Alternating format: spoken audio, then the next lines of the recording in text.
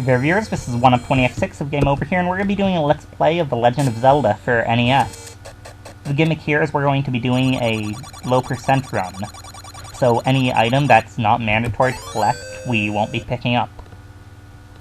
The only exceptions to this rule that I can think of are going to be items that enemies drop. So we're going to be allowed to pick up hearts, rupees, fairies. This really helps support my claim.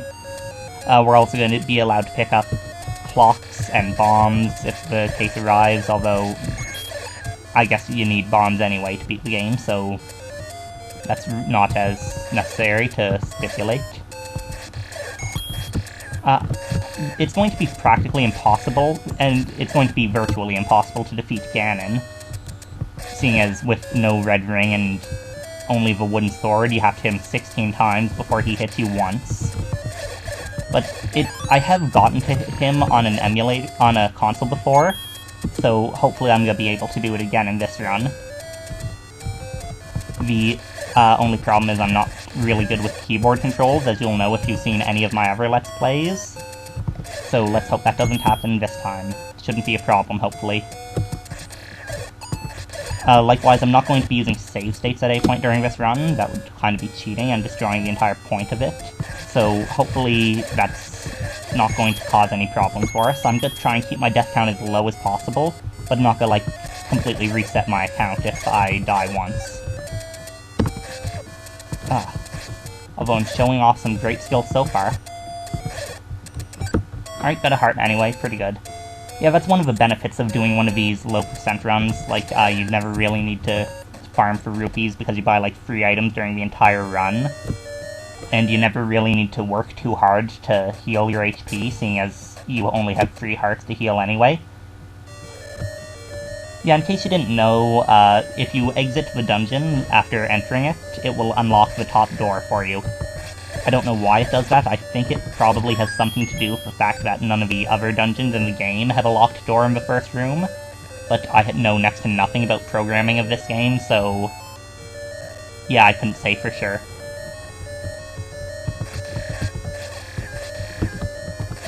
There's a lot of Stalfos in Dungeon 1, by the way.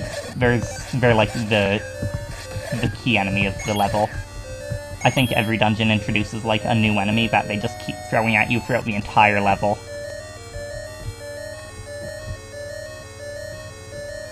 I didn't really ever play this game as a kid growing up.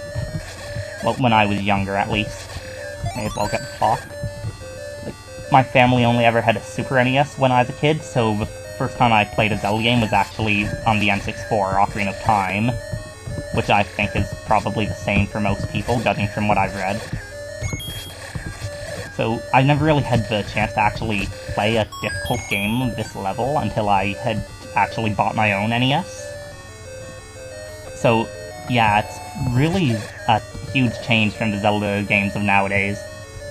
I mean, you're given next to no clues. The clues you do get are cryptic, like Eastmost Peninsula is the secret.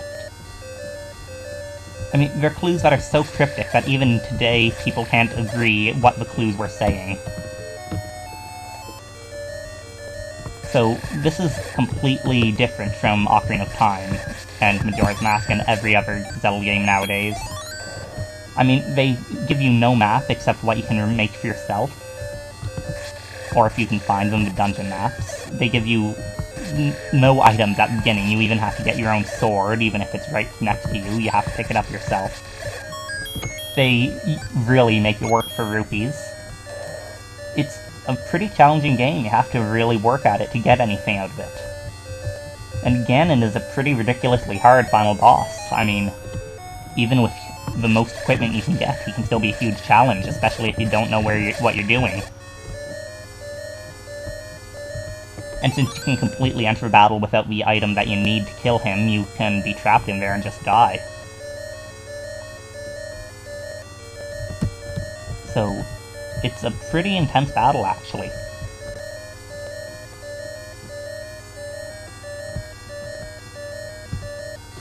The other Zelda games aren't really as up to par with this one, I don't think. This isn't the best game in the series, but it's something that they've never really even tried to do again. A game where you're given, next to nothing and just have to do everything on your own. Like, I'd like to see them remake a game like this. Like, they made a Mega Man 9 and 10, I'm sure they could make another 8-bit Zelda game. But there probably isn't that much of a demand for it, I guess. I don't... Oh, you're kidding me. Ah. I so hate getting caught by wall masters, because it used to never happen to me. I mean, the first time I ever got caught by a wall master was like a week ago when I was playing this game. I mean, they're not hard to dodge or anything. It's just disgusting to get caught by one because it wastes so much of your time. I still can't get over the fact that the Stalfoos are holding 2 swords, though. Every time I see them, I just think they're holding one sword in one hand, a shield in the other. I mean, it looks weird, I'll admit, but it just makes a lot more sense than them holding a sword point out. It doesn't look right.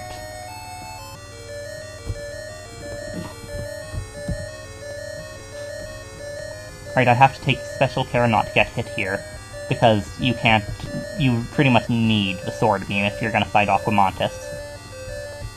Or at least you do in a free heart run.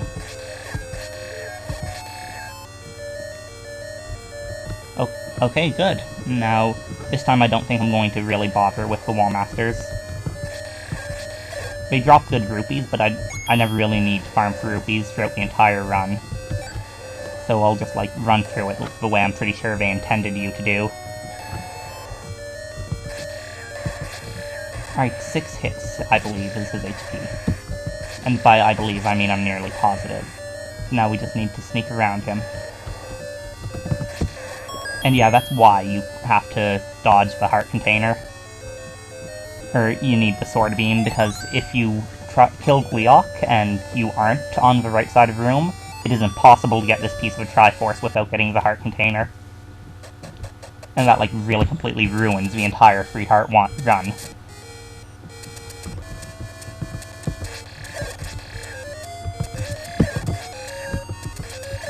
Alright.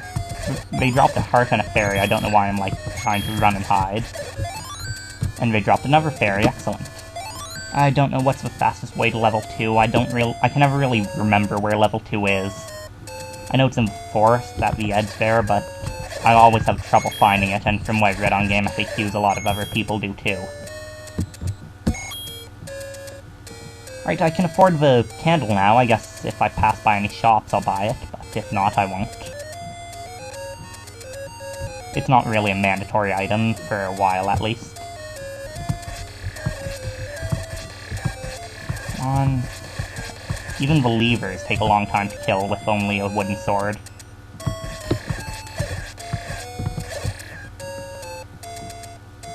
Yeah, that's the worst part about these runs. Like, even if you are able to do them successfully, it takes a long time to kill even small enemies with the weakest equipment. Right, I'm not sure actually, I think it might be up. Oh, joy, completely walk straight into the enemy's weapon, that's the best way to win. Yeah, excellent, we might be able to finish off 2 dungeons in this one first segment. So the game's almost a quarter of the way over by the end of the first segment, that's probably not gonna carry on. Right, I do not look at a map for this level, and I really should have. But yes. I got a heart anyway, no problem. As I said, every level really has a signature enemy. In the last one it was Stalfos, in this one it is ropes. There is a ridiculous amount of them, and ropes are some of the best enemies to farm money from, because they love dropping rupees. So this is like the best dungeon to actually go if you need a lot of rupees fast. And you don't want to use the, like, casino cave cheat. Or the money-making game, or whatever you want to call it. I'd like calling it casino cave, personally. For added alliterative appeal. I think that it's just a compass right there, so I'm not going to bother wasting a key. Okay, yeah, you have a high tendency of getting the clock from the last enemies you kill, I've noticed. Annoying. Oh, I don't have bombs. That could be a problem. But I think you got some in the dungeon.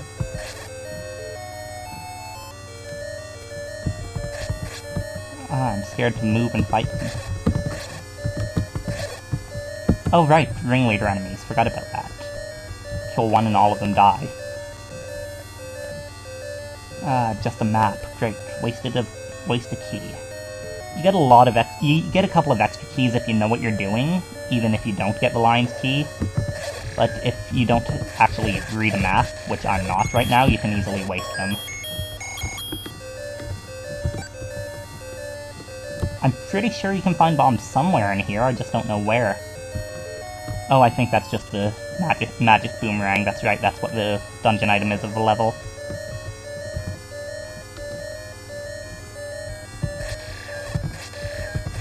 I'm not gonna bother testing it out now, but if anyone knows, what happens if you get the magic boomerang first and then the boomerang later? Or does one just, like, replace the other? Can you not get a magic boomerang if you don't have the boomerang already? Well, if anyone knows, just make sure to answer, because I'm curious now and I don't want to look for myself.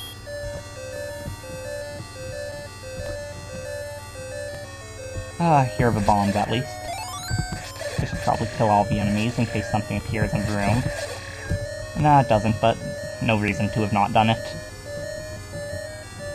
See, we're already at 100 rupees. This is like half of the entire rupees we're gonna need throughout the game. And there is a lot of ropes in this room. If you stand on the lines like between the tiles, they won't come like charging at you, I've noticed. I don't really care about going over there for 1 rupee. Wow, this seems kind of like a huge waste of a key, but alright then. Yeah, I already know Dodongo dislikes smoke. I just wasted a key, that means. Well, I can't wait to go bomb some Dodongos. Let's do it. Are they in this very next room, or...? No, I doubt it. Oh, right, Gorias again. I believe these guys also drop bombs. Just in case you haven't gotten any from the last room. I think this one's a ringleader enemy too, but maybe not. Yeah, I just picked up 8 bombs at once. Way to go. For those of you who don't know this, you can kill Dodongos with bombs in 2 ways. If they eat a bomb, then if they eat 2 bombs, it kills them. But if they walk into an explosion, then you can stab them to kill them, and you will always pick up bombs from them when they do that. Right, so yeah, we're almost 15 minutes in, and we're 1/4 of the way done. I guess this is saving it for now. For now, this is 1 of 20x6 of Game Over, signing out.